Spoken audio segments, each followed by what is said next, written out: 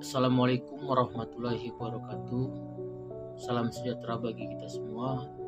Yang saya hormatin Bapak Joko Suharyanto, SIMM, CPOD, dosen pengampu mata kuliah Etika Bisnis kelas MJ 701, Prodi Manajemen PPJ S1, Universitas Siber Asia. Izinkan saya untuk mempresentasikan tugas kuliah studi kasus Aqua PSI Mineral KPPU menyatakan Aqua bersalah. Latar belakang: air minum dalam kemasan AMDK merupakan air yang melalui serangkaian proses pengolahan, pengemasan, dan memenuhi standar kesehatan sehingga aman untuk diminum. Industri air minum dalam kemasan AMDK dalam beberapa tahun terakhir menunjukkan perkembangan yang pesat. Dengan perkembangan industri ini, maka pelaku usaha air mineral terlibat persaingan usaha yang ketat. Persaingan usaha yang ketat akan memberikan dampak positif maupun dampak negatif bagi pelaku usaha. Dampak positif yang timbul dari persaingan yang ketat itu memotivasi pelaku usaha untuk memberikan produk terbaik dengan meningkatkan kualitas produk. Hal ini dilakukan pelaku usaha untuk mempertahankan pelanggannya. Sedangkan dampak negatif yang timbul akibat persaingan ketat itu timbulnya persaingan usaha yang tidak sehat, seperti tindakan menghambat pelaku usaha lain dilakukan demi mendapatkan keuntungan yang besar. Latar belakang lanjutan: di Indonesia, larangan praktik monopoli dan persaingan usaha tidak sehat diatur dalam Undang-Undang Nomor 5 Tahun 1999 yang berisi aturan mengenai bentuk-bentuk persaingan usaha tidak sehat. Komisi Pengawasan Persaingan Usaha KPPU dan tata cara penanganan perkara undang-undang ini bertujuan untuk memberikan pelindungan hukum terhadap pelaku usaha untuk menciptakan persaingan yang sehat, meningkatkan kesejahteraan rakyat, mewujudkan iklim usaha yang kondusif, serta menciptakan efektivitas dan efisiensi dalam kegiatan usaha. Etika bisnis. Etika bisnis adalah pengetahuan tentang tata cara ideal dalam pengaturan dan pengolahan, antara lain norma dan moralitas secara universal dan berlaku secara ekonomi dan sosial.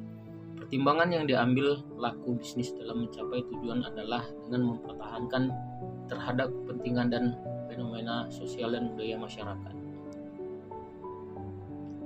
Etika pasar bebas. Prinsip etika pasar bebas. Pasar bebas free market adalah sistem ekonomi memberikan kesempatan berusaha yang sama, bebas, dan adil kepada semua pelaku ekonomi melalui mekanisme pasar dengan campur tangan atau intervensi minimal dari pemerintah. Harga berbagai barang maupun jasa ditetapkan melalui hukum penawaran dan permintaan yang disetujui oleh produsen dan konsumen tanpa upaya saling memaksa satu dengan yang lain. Konsep pasar bebas berhubungan dengan falsafah laissez-faire, namun tetap dengan intervensi pemerintah pada batas-batasan tertentu dalam bidang ekonomi untuk melawan kekuatan tunggal dan penipuan yang terjadi di antara pelaku pasar. Pasar bebas cenderung menentang pembebanan pajak dengan argumen pasar akan lebih baik dalam menyediakan semua barang berharga dan layanan termasuk pertahanan dan hukum apabila tidak dikenai pembebasan pajak secara langsung. Etika pasar bebas. Menurut filsuf David Ricardo dan Frederick Bastiat, terdapat beberapa prasyarat bagi pasar bebas agar terlaksana dengan baik, yaitu A. Adanya pelaku yang sama dan adil bagi semua pelaku bisnis. B. Adanya peraturan yang adil, transparan, konsekuen, dan objektif. C. Adanya peluang yang optimal dalam persaingan bebas bersifat sehat dan adil. D. Adanya pemerataan ekonomi. E. Adanya peluang untuk menunjukkan kebebasan manusia. Prinsip-prinsip pasar bebas. Prinsip autonomi mengacu pada kemampuan untuk mengambil keputusan, bertindak berdasarkan kesadaran tentang hal-hal baik untuk dilakukan dan bertanggung jawab secara moral atas keputusan yang diambil. B. Prinsip kejujuran, honesty, bertujuan untuk menjauhkan bisnis dari niat melakukan tindakan curang dan menipu. C. Prinsip persamaan atau keadilan, equality, mengacu pada kesempatan bagi setiap orang yang berbisnis mendapatkan perlakuan sesuai dengan haknya masing-masing sehingga tidak boleh ada pihak yang terlibat dalam bisnis. D. Prinsip saling menguntungkan, mutual benefit, mensyaratkan semua orang bersedia untuk memikirkan keuntungan bagi setiap pihak yang terlibat dalam bisnis. Prinsip integritas moral, moral integrity, berfokus pada keharusan pelaku bisnis untuk menjaga nama baik, dapat dipercaya dan menjadi perusahaan yang terbaik. Peran pemerintah dalam pasar bebas. Menurut Kerap 1998, iklim bisnis ditentukan oleh sistem sosial politik yang dianut oleh sebuah negara, seberapa pun etisnya pelaku ekonomi. Namun jika sistem yang membiarkan praktik-praktik bisnis tidak sehat seperti monopoli, kolusi, manipulasi, dan nepotisme, maka sulit untuk mengharapkan iklim bisnis yang baik dan etis. Pasar bebas hanya dapat dilakukan selama pemerintah berperan melakukan kebijakan selektif untuk mengurangi ketimpangan ekonomi, namun kebijakan ini harus dilakukan secara transparan, terbuka, adil, serta independen. Persaingan usaha tidak sehat. Menurut pasal 1/6 Undang-Undang Anti Monopoli, persaingan usaha tidak sehat adalah persaingan antara pelaku usaha dalam menjalani kegiatan produksi dan atau pemasaran barang dan atau jasa yang dilakukan secara tidak jujur atau melawan hukum atau menghambat persaingan usaha. Persaingan usaha tidak sehat terdiri dari monopoli, oligopoli atau kartel, serta penetapan harga. Perbedaan pasar persaingan sempurna dengan pasar monopolistik. Pasar persaingan sempurna. 1. Jumlah penjual dan pembeli banyak. Barang yang dijual mirip sehingga dapat saling menggantikan. Penjual tidak dapat mempengaruhi harga namun dapat berperan sebagai pengambil harga. 4. Harga ditentukan oleh mekanisme permintaan dan penawaran yang ada di pasar. 5. Posisi tawar-menawar konsumen kuat. 6. Perusahaan sulit untuk memperoleh keuntungan per unit jauh di atas rata-rata. 7. Konsumen sangat sensitif terhadap perubahan harga. 8. Adanya kemudahan untuk masuk dan keluar dari pasar low entry barrier. Pasar monopolistik. 1. Jumlah penjual satu sedangkan jumlah pembeli banyak. 2. Barang yang dijual dihasilkan oleh satu perusahaan yang tidak ada perusahaan atau produk lain yang dapat menggantikannya. 3. Penjual memiliki kekuasaan sangat besar untuk mempengaruhi dan menentukan harga. 4. Harga ditentukan oleh perusahaan monopoli atau satu perusahaan yang kuat. 5. Posisi tawar-menawar konsumen lemah. 6. Perusahaan dapat memainkan harga sehingga keuntungan per unit sangat tinggi, jauh di atas nilai produk. 7. Konsumen dipaksa untuk tidak sensitif terhadap perubahan harga.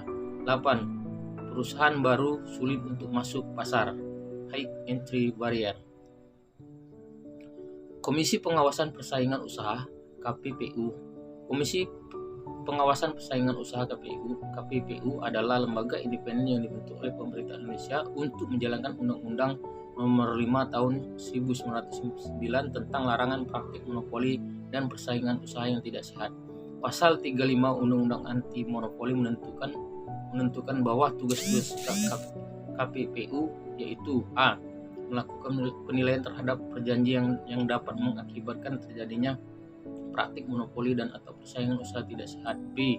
Melakukan penilaian terhadap kegiatan usaha dan atau tindakan pelaku usaha yang dapat mengakibatkan terjadinya praktik monopoli dan atau persaingan usaha tidak sehat. C. Melakukan penilaian terhadap ada atau tidak adanya penyalahgunaan posisi dominan yang dapat mengakibatkan terjadinya praktik monopoli dan atau persaingan usaha tidak sehat. D. Mengambil tindakan sesuai dengan wewenang komisi sebagaimana diatur dalam pasal 36 Undang-Undang Anti Monopoli. E. Memberikan saran dan pertimbangan terhadap kebijakan pemerintah yang berkaitan dengan praktik monopoli dan atau persaingan usaha tidak sehat. F. Menyusun pedoman dan atau publikasi yang berkaitan dengan Undang-Undang Nomor 5 Tahun 1957. G. Memberikan laporan secara berkala atau hasil komisi kepada Presiden dan DPR. Kasus Aqua versus Le Mineral. PT Tirta Investama dan PT Balina Agung Perkasa terbukti melakukan persaingan usaha tidak sehat, yaitu melarang toko menjual Le Mineral. KPPU memutuskan produsen dan distributor Aqua yaitu PT Tirta Investama dan PT Balina Agung Perkasa menjalankan persaingan usaha yang tidak sehat. KPPU menyatakan PT Tirta Investama dan PT Balina Agung Perkasa terbukti bersalah yaitu dengan melanggar ketentuan pasal 15 ayat 3 huruf B dan pasal 19 huruf A dan B Undang-Undang Nomor 5 Tahun 1999, Pelanggaran ini mengakibatkan PT Balina Agung Perkasa dikenakan denda sebesar 6,2 miliar, sedangkan PT Tirta Investama dikenakan denda sebesar 13,8 miliar. Kasus ini berawal dari PT Tirta Presindo Jaya, yaitu produsen Li Mineral, memberikan somasi kepada PT Tirta Investama pada Oktober 2016. Saat itu PT Tirta Presindo Jaya menyampaikan temuan di lapangan bahwa PT Tirta Investama dan PT Balina Agung Perkasa telah bekerjasama untuk melarang toko menjual Li Mineral. PT Investama dan PT Balina Agung Perkasa mengancam menurunkan status dari Star Outlet menjadi wholesaler apabila agen mereka menjual Li Mineral. Analisis: PT Tirta Investama dan PT Balina Agung Perkasa melakukan kesepakatan distributor, yaitu tidak dapat memproduksi, mengimpor, mewakili serta mendistribusikan produk-produk sejenis atau produk-produk pesaing dalam satu area. Jadi PT Tirta Investama melarang distributor menjual produk yang sejenis, serta PT Tirta Investama dan PT Balina Agung Perkasa mengancam menurunkan status dari Star Outlet menjadi wholesaler apabila agen mereka menjual Li Mineral. Berdasarkan tindakan tersebut, PT Tirta Investama dan PT Balina Agung Perkasa terbukti bersalah dengan melakukan perjanjian penguasaan pasar dan perjanjian secara tertutup sesuai dengan ketentuan pasal 15 ayat 3 huruf B dan pasal 19 huruf A dan B. Solusi untuk mencegah terjadinya praktik persaingan usaha tidak sehat, sanksi yang diberikan sebanyak tidak hanya sanksi administratif berupa denda, namun juga sanksi pidana supaya pelaku usaha jerah. Kesimpulan, persaingan usaha tidak sehat merupakan persaingan antar pelaku usaha dalam menjalankan kegiatan produksi dan atau pemasaran barang dan atau jasa yang dilakukan dengan cara yang tidak jujur atau melawan hukum atau menghambat persaingan usaha. PT Tirta Investama dan PT Balina Agung Perkasa terbukti menjalankan persaingan usaha tidak sehat, yaitu melanggar ketentuan pasal 15 ayat 3 huruf B dan pasal 19 huruf A dan B Undang-Undang Nomor 5 Tahun 1999. Daftar pustaka. Sekian, terima kasih presentasi dari saya. Lebih dan kurang saya mohon maaf. Wassalamualaikum warahmatullahi wabarakatuh.